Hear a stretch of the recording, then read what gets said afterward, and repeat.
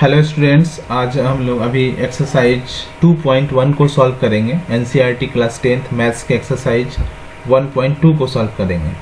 पिछले वीडियो में हमने बताया था आपको कि पॉलिनोमियल से रिलेटेड कुछ बेसिक कंसेप्ट कि पॉलिनोमियल होता क्या है, यह कितने टाइप का होता है, और आर.एस. अग्रवाल की जो एक्सरसाइज 2.1 है उसके बारे में भी हम लोगों ने एक दो क्वेश्चंस को बनाया था। तो एनसीईआरटी के बुक के हर एक क्वेश्चन को बनाना बहुत इंपॉर्टेंट है, क्योंकि एनसीईआरटी के जो क्वेश्चंस होते हैं वो काफ़ी कंसेप्चुअल होते हैं। तो चलिए हम लोग बनाते हैं एक्सरसाइज 2.1 को। क्वेश्चन है कि the graph of y equal to px are given in the figure 2.10। ये जो फिगर है 2.10, इसमें 6 ग्राफ्स दिए हुए हैं, 1 2 3 4 5 and 6 for some polynomial px। यानी सम पॉलिनोमियल px का मतलब क्या होता है, मैंने आपको कल भी बताया था एक वीडियो में जिसमें मैंने इंट्रोडक्शन दिया था कि px का मतलब क्या होता है कि polynomial in the term of x। px का मतलब होता है polynomial in the term of x। ठीक है, ये बिल्कुल याद रखेंगे आप, in the term of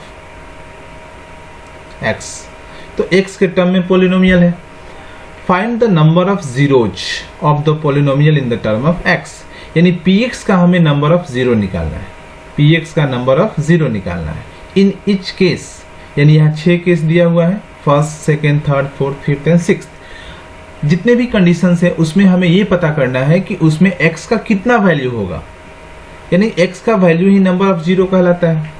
number of zeros क्या है, जो पॉलिनोमियल में x का वैल्यू होता है उसी को हम जीरोज कहते हैं। तो पता करते हैं कि जितने भी ग्राफ्स यहाँ पे दिए गए हैं उसमें x के कितने वैल्यू मिलेंगे। तो ध्यान दीजिए, ये जितने भी कंडीशंस दिए गए हैं आपको, 6 कंडीशंस, इसमें पॉलिनोमियल इन x पूछ रहा है। px का हमें नंबर ऑफ जीरो निकालना है।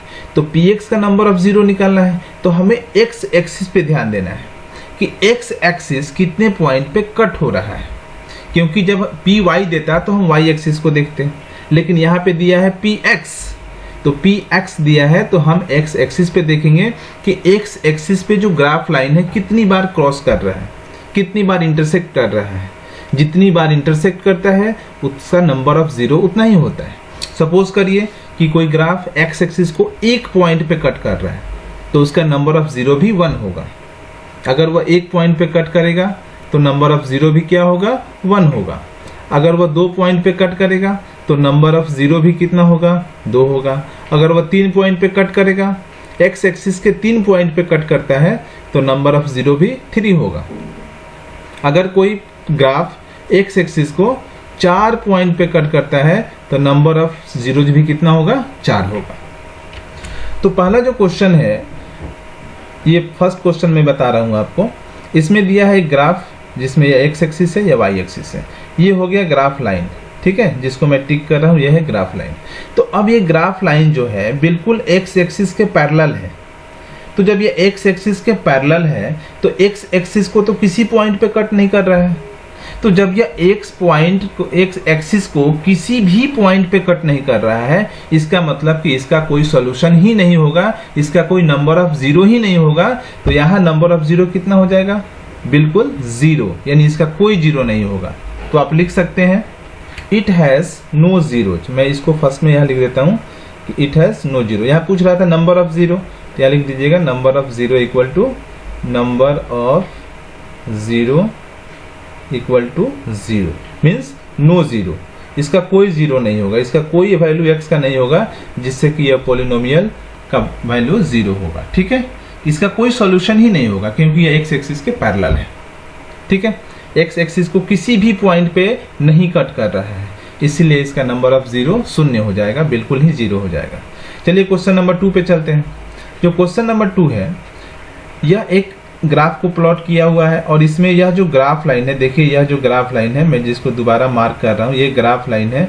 तो यह ग्राफ लाइन क्या करता है, यह ग्राफ लाइन x एक्सिस को एक पॉइंट पे कट कर रहा है। देखिए जहां मैं आपको मार्क करके बता रहा हूँ, यह सिर्फ और सिर्फ एक पॉइंट पे कट कर रहा है। तो जब यह एक पॉइंट पे कट कर रहा है तो यहाँ x का एक ही वैल्यू मिलेगा। तो जब x का एक वैल्यू मिलेगा तो नंबर ऑफ जीरो भी 1 होगा। तो आप यहाँ लिख सकते हैं कि number of zero equal to 1।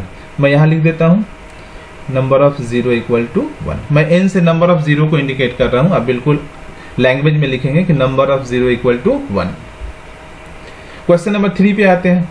Question number 3 क्या है, एक ग्राफ को प्लॉट किया हुआ है और ये जो ग्राफ लाइन है, ध्यान दीजिएगा, ये जो ग्राफ लाइन है जिसको मैं रिपीट कर रहा हूँ, ठीक है, आप इसको देख सकते हैं। मैं इसको हटा देता हूँ। तो यहाँ यह जो ग्राफ लाइन है, यह एक पॉइंट यहाँ कट किया है, ठीक है, दूसरा यहाँ कट किया है और तीसरा यहाँ कट किया है।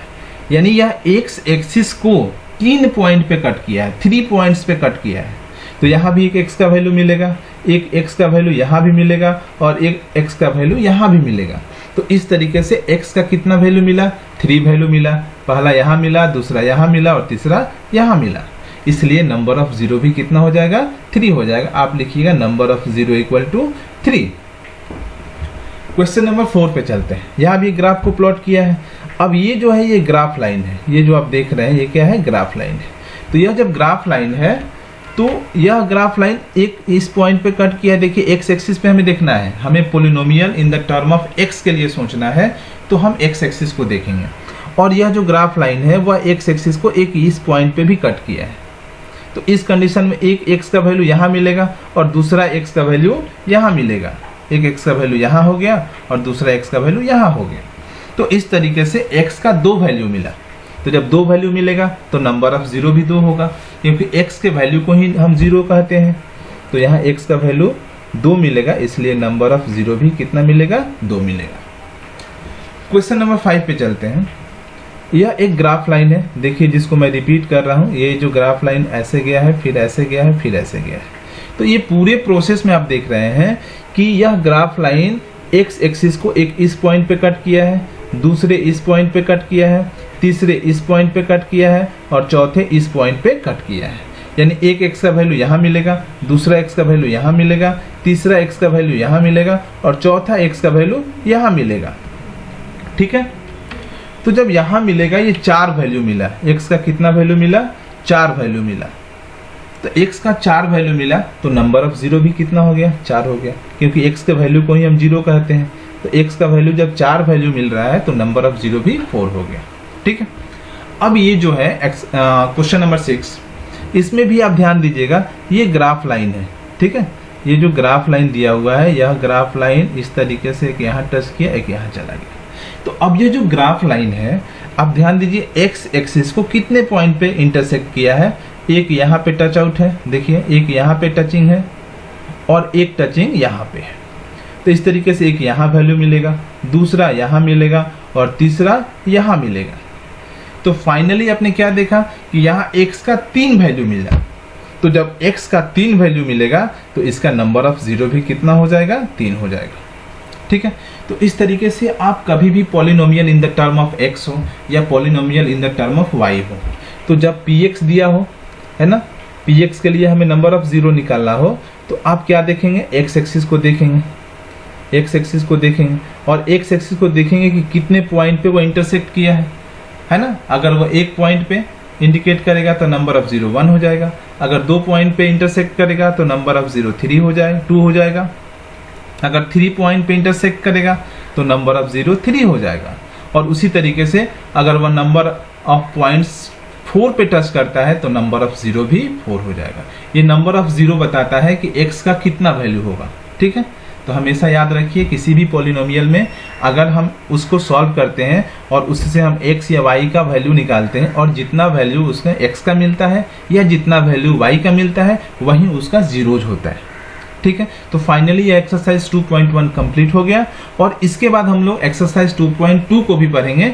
लेकिन इसको आप देखिए, इसको बनाने की कोशिश करिए, ग्राफ को प्लॉट करने की कोशिश करिए।